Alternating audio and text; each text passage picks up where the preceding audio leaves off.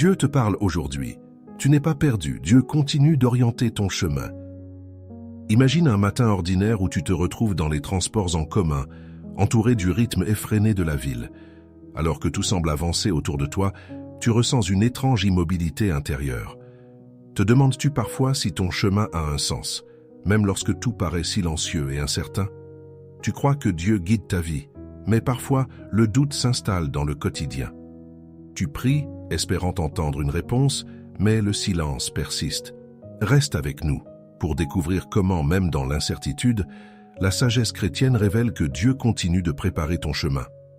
Bienvenue sur TV Catholique, où nous explorons la manière dont la foi peut transformer ces moments de questionnement en opportunités de croissance spirituelle. Abonne-toi à notre chaîne TV Catholique et laisse-nous un like sous cette vidéo pour ne rien manquer de notre contenu inspirant. Engage-toi dans ce voyage de foi où chaque pas, même hésitant, est une étape vers un avenir plus éclairé. La vie est un chemin et chaque instant compte. Observons la première vérité, le voile de la confusion divine, le tintement discret des cloches au loin.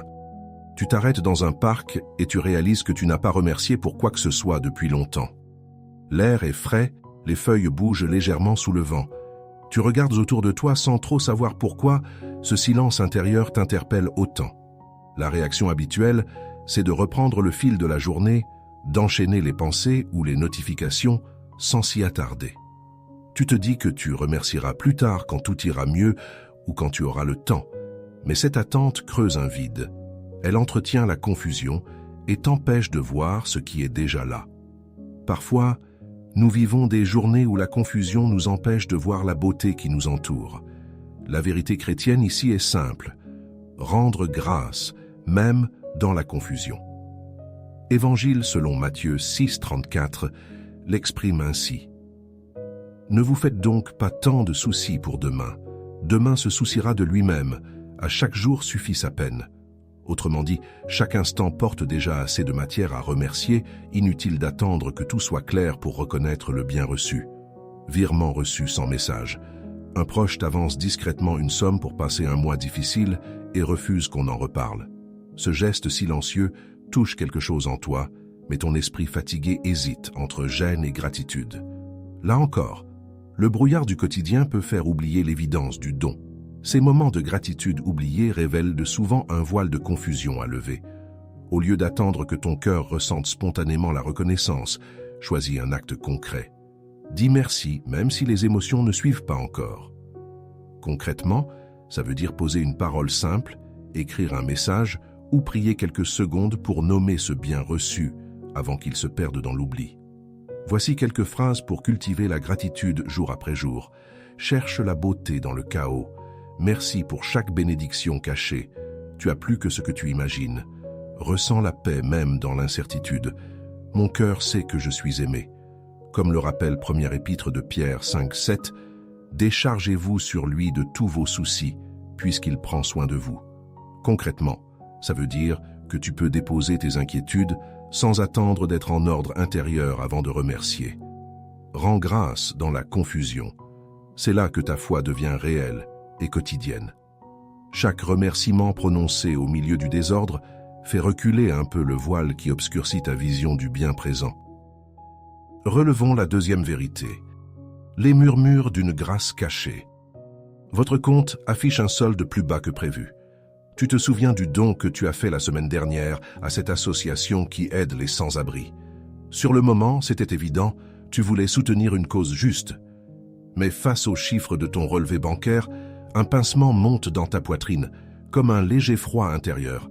La réaction habituelle, c'est de regretter ce geste et de chercher à se justifier. J'aurais pu attendre. Ce n'était pas le bon moment. Pourtant, ce retour en arrière ne soulage pas. Il ferme quelque chose en toi. La joie du don devient calcul, et la paix qui accompagne le partage s'éloigne. La générosité et l'accueil révèlent souvent des bénédictions cachées. La foi enseigne qu'il y a une grâce dans le mouvement même de donner et d'accueillir les demandes, car ces échanges dépassent la logique du mérite ou du retour attendu. Évangile selon Matthieu 5,9 l'exprime ainsi « Heureux les artisans de paix, car ils seront appelés fils de Dieu ». Autrement dit, Quand tu poses un acte désintéressé, tu crées un espace où la paix peut naître entre toi et l'autre, même si rien ne change sur ton compte. Cartons empilés dans le couloir, ton voisin te remercie pour ton aide au déménagement. Quelques jours plus tard, il te demande de garder son appartement pendant plusieurs semaines. Une part de toi hésite, tu te dis que cela t'obligera à passer du temps chez lui, à arroser ses plantes ou relever son courrier. Et pourtant, derrière cette demande se cache une occasion d'offrir ta disponibilité comme une forme simple de bienveillance. Donner sans regret est un acte de foi et de grâce. Au lieu de ruminer sur ce que tu pourrais perdre, choisis d'observer ce que ce geste ouvre dans ta vie. Concrètement, ça veut dire t'arrêter avant de refuser par réflexe et te demander si ton aide peut être une semence d'amitié ou de confiance. Chaque acte de don est une graine de grâce. Pour ces moments, voici 5 phrases à garder à l'esprit. Garde le cœur ouvert au don. Ton geste n'est jamais vain, que ta générosité soit vue par Dieu. Je choisis de donner avec joie. Merci pour les liens créés, comme le rappelle l'Évangile selon Matthieu 7, 3. Qu'est-ce que tu regardes la paille dans l'œil de ton frère, alors que la poutre qui est dans ton œil à toi, tu ne la remarques pas? Concrètement, ça veut dire que tu cesses d'évaluer ce que l'autre fait ou mérite, et tu regardes d'abord comment ton propre cœur peut s'élargir. Voilà ce qui se joue quand tu acceptes qu'un échange gratuit révèle une grâce cachée. Tu découvres que donner et accueillir sont 2 visages d'un même amour humble et réel. Cette semaine, garde en tête cette phrase simple. Chaque acte de don est une graine de grâce. Approchons la 3e vérité, quand les épreuves révèlent l'âme. Micro tendu. Une paroisse te propose de prendre la tête d'un comité, te valorisant face à toute la communauté. Les regards se tournent vers toi et tu ressens à la fois la fierté et le poids de cette responsabilité. Dans ce moment concret, l'épreuve n'est pas une douleur visible, mais une tension intérieure entre ton image et ton intention. La réaction habituelle, c'est de vouloir prouver sa valeur. Tu cherches alors à plaire, à montrer que tu es capable, parfois même à corriger les autres pour garder le contrôle. Mais cette posture finit par t'isoler et par ternir la joie du service que tu voulais offrir au départ. Les moments où l'on est mis à l'épreuve révèlent souvent notre véritable nature. L'épreuve révèle notre capacité à rester humble et plein de pardon, même quand l'attention se concentre sur nous. C'est là que la foi devient un choix actif. Laisser Dieu façonner ton attitude plutôt que ton image. Saint Paul écrit dans l'Épître aux Romains 12, 18.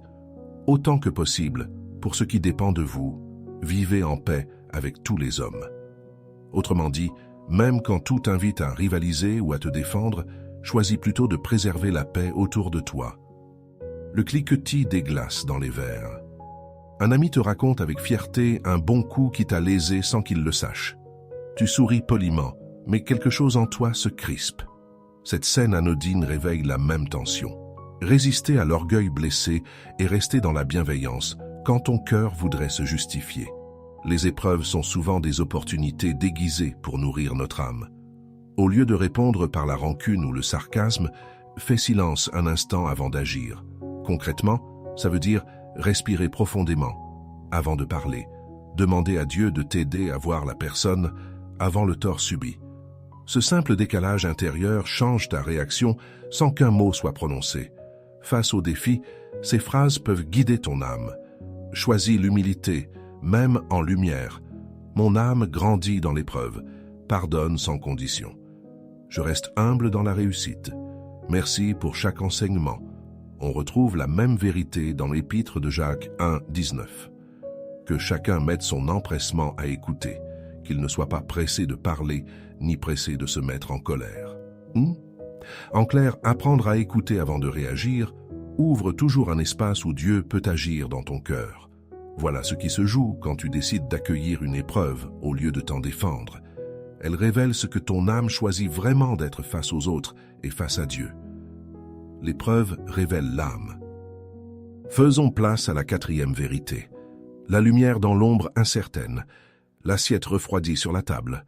Ton conjoint rentre épuisé et s'endort sans te parler de la journée que tu attendais de partager. Le silence pèse, seulement troublé par le bruit léger d'un pas qui s'éloigne vers la chambre. Tu regardes la lumière du couloir vaciller comme si elle hésitait à rester allumée. La réaction habituelle, c'est de se fermer. Tu ressasses l'indifférence perçue, tu rumines le manque d'attention et tu t'enfermes dans ta déception. Ce repli ne fait qu'épaissir l'ombre entre vous deux, car il nourrit l'amertume au lieu de restaurer le lien. Il y a souvent une lumière à découvrir dans les moments où tout semble obscur. Ce que dit l'Évangile, c'est qu'aimer ne dépend pas du retour immédiat, ni du comportement de l'autre, mais d'un choix libre du cœur. Évangile, selon Jean 13, 34, l'exprime ainsi: « Je vous donne un commandement nouveau. C'est de vous aimer les uns les autres. Comme je vous ai aimé, vous aussi aimez-vous les uns les autres. » Autrement dit, quand tu décides d'aimer même dans l'absence ou le silence, tu éclaires déjà ce qui semblait perdu. La lumière blanche du miroir. Tu t'aperçois après une dispute et tu n'aimes pas l'homme que tu viens d'être.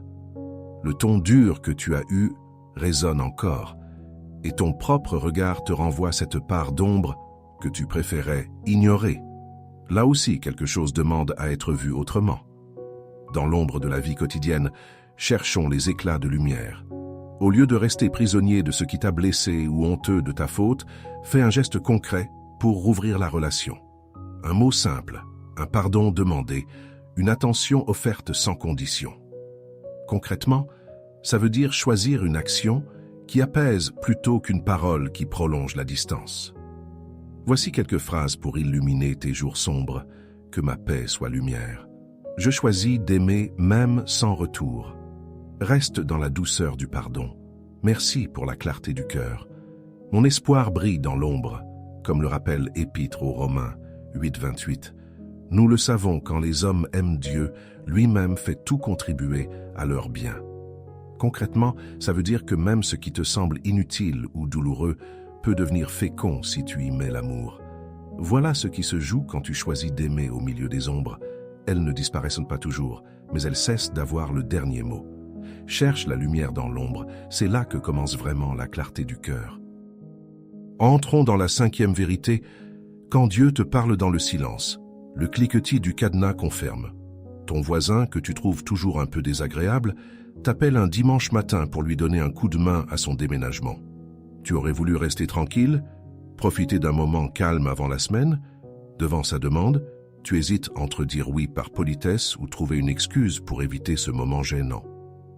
La réaction habituelle, c'est de chercher rapidement une justification pour se protéger. Je n'ai pas le temps, il s'y est pris trop tard. On croit préserver sa paix intérieure en évitant le contact, mais ce refus ferme aussi la porte à quelque chose de plus grand. Ce qui échoue ici, c'est notre tendance à remplir le silence de nos propres arguments avant même d'écouter ce qu'ils pourraient révéler. Parfois, Dieu nous parle dans le silence des moments inattendus. Écoute Dieu dans le silence. Cette vérité chrétienne nous apprend qu'il se glisse souvent là où notre agitation ne veut pas aller. Évangile selon Marc 10, 27 l'exprime ainsi. « Aux hommes, c'est impossible, mais pas à Dieu, car tout est possible à Dieu. » Autrement dit, là où tu crois ne rien pouvoir changer, ni ton agacement, ni ton voisin, Dieu peut pourtant te parler si tu choisis d'écouter avant d'agir. Le souffle régulier du chauffage. Ton enfant te demande un soir si Dieu existe vraiment. Tu sens que répondre trop vite serait comme poser une étiquette sur un mystère qui se découvre lentement. Alors tu restes silencieux quelques secondes, cherchant non pas les bons mots, mais la justesse de ton attitude. Le silence contient des réponses que nous ne pouvons entendre que si nous écoutons vraiment. Au lieu de vouloir remplir chaque vide par des paroles ou des justifications, prends un instant pour t'arrêter et accueillir ce qui vient sans bruit. Concrètement, ça veut dire laisser le silence exister, même quand il met mal à l'aise, dans la conversation avec ton enfant, devant une demande imprévue ou au cœur d'une prière sans mots. Pour écouter dans le silence, voici quelques phrases boucliers. Merci pour le silence apaisant. Reste ouvert aux murmures divins. Cherche les réponses en toi. Je choisis d'écouter avant de réagir. Que le silence me guide. Comme le rappelle l'Évangile selon Matthieu 7, 1, 2, ne jugez pas afin de n'être pas jugés, car on vous jugera du jugement dont vous jugez, et l'on vous mesurera avec la mesure dont vous mesurez. Concrètement, ça veut dire que chaque fois que tu résistes à juger trop vite et que tu accueilles le calme avant ta réponse, tu entends mieux ce que Dieu dépose dans ton cœur. Voilà ce qui se joue quand tu apprends à écouter sans précipitation. Ta relation au monde change parce que tu laisses Dieu parler autrement qu'à travers tes idées toutes faites. Cette semaine, essaie simplement de garder un espace de silence avant chaque décision importante. C'est souvent là que commence la vraie écoute. Cheminons à travers la 6e vérité, la sagesse des passages obscurs. Sourire complice. Un ami te recommande chaudement pour une promotion, puis sous-entend qu'il attend la même chose à son tour. Tu ressens à la fois de la gratitude et un malaise discret, comme si sa parole amicale cachait une attente pesante. L'air du bureau semble plus lourd, ton cœur hésite entre loyauté et prudence. La réaction habituelle, c'est de vouloir tout clarifier immédiatement ou d'éviter le sujet pour ne pas froisser. Dans un cas, tu risques de t'expliquer trop vite et de blesser. Dans l'autre, le non-dit s'installe et ronge la confiance. Ces réflexes échouent parce qu'ils naissent de la peur d'être mal compris plutôt que du désir d'être vrai. Les passages obscurs sont souvent des occasions de grandir en sagesse. C'est dans ces moments flous que se révèle ta capacité à demeurer paisible malgré l'incertitude. Saint Paul écrit dans Épître aux Philippiens 4, 6, 7 « Ne soyez inquiets de rien, mais en toutes circonstances, dans l'action de grâce, présentez à Dieu vos demandes par la prière. Et la paix de Dieu, qui dépasse tout ce qu'on peut concevoir, gardera vos cœurs et vos pensées. » Autrement dit, face à ce que tu ne comprends pas encore, dépose ton trouble plutôt que d'y réagir précipitamment. La sagesse éclaire les chemins sombres, le vide du couloir. Ton enfant adolescent te claque la porte au nez après une remarque que tu croyais anodine. Le bruit sec te laisse sans voix et le silence qui suit pèse autant que les mots manqués. Là encore, tu te retrouves dans un passage obscur où ton amour cherche comment se dire sans blesser. Dans les moments d'incertitude, la sagesse nous guide à travers le brouillard. Au lieu d'interpréter ou de forcer l'échange, prends le temps d'écouter ton cœur avant d'agir. Concrètement, ça veut dire t'arrêter quelques instants pour prier ou simplement respirer avant de parler. Ce recul ouvre un espace intérieur où peut naître une réponse juste. Pour cheminer dans l'obscurité, ces phrases peuvent éclairer le chemin. Garde la tête haute dans l'incertitude. Mon chemin est guidé par la sagesse. Choisis toujours la lumière du cœur. Je trouve la force dans l'obscurité. Merci pour chaque leçon de vie. Comme le rappelle Épître aux Galates 5, 22, le fruit de l'esprit est amour, joie, paix, patience, bonté, bienveillance, fidélité, douceur et maîtrise de soi. Concrètement, ça veut dire que ces fruits se développent précisément quand tu apprends à ne pas fuir ce qui t'inquiète, mais à y rester présent avec douceur. Voilà ce qui se joue quand tu acceptes les passages obscurs. Ils deviennent des lieux d'apprentissage intérieur plutôt que des impasses. Cette semaine, garde en mémoire que chaque trouble peut devenir terrain de croissance si tu choisis d'y laisser agir la sagesse.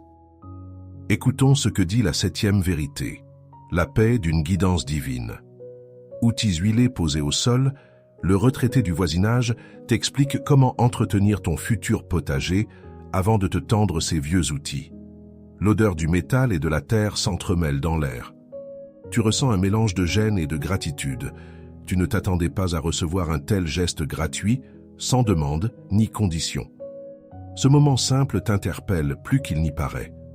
La réaction habituelle, c'est de chercher comment rendre l'appareil immédiatement. On se sent redevable, presque embarrassé, comme si accepter sans donner en retour créait un déséquilibre. Pourtant, cette précipitation empêche souvent de goûter la paix que porte le don lui-même. Une guidance divine apporte une paix durable et une confiance renouvelée. Trouver la paix grâce à une guidance divine consiste à reconnaître que tout geste d'amour sincère est un signe qui oriente ton cœur vers Dieu. Première épître aux Corinthiens 13, 13 l'exprime ainsi. Ce qui demeure aujourd'hui, c'est la foi, l'espérance et l'amour.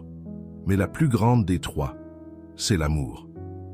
Autrement dit, quand tu accueilles ce qui t'est offert avec reconnaissance plutôt qu'avec calcul, tu entres déjà dans cette paix. Enveloppe glissée discrètement, ton beau-frère te prête une somme importante pour t'aider à traverser une période difficile. Aucun délai n'est fixé, aucune pression n'apparaît dans son regard. Ce geste te surprend autant qu'il te soulage, mais tu ressens aussi le besoin immédiat de justifier ou de planifier ton remboursement. Recevoir des gestes de générosité nous rappelle la présence constante d'une guidance divine.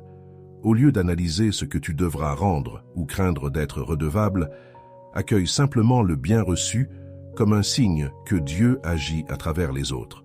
Concrètement, ça veut dire remercier sincèrement et rester attentif à ce que toi aussi tu peux transmettre quand le moment se présentera.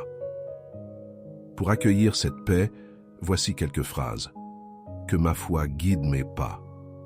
Merci pour chaque don reçu. Mon cœur est en paix avec lui. Reste confiant en sa guidance. Je trouve la paix dans sa volonté. Comme le rappelle l'Évangile selon Marc 12, 31.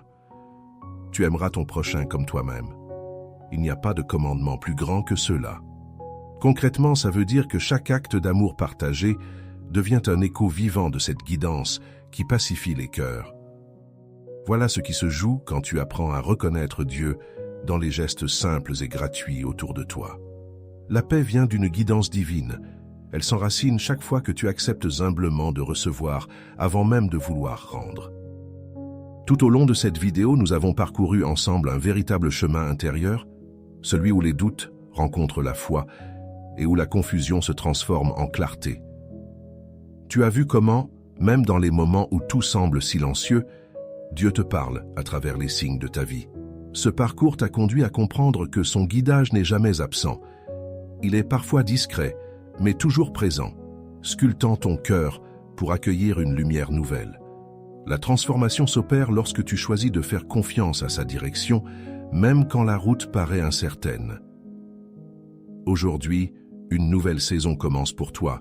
Une saison où la paix intérieure n'est plus un rêve lointain, mais une réalité qui s'enracine dans ta foi. Comme le disait saint Augustin, ton cœur est sans repos, tant qu'il ne repose pas en Dieu.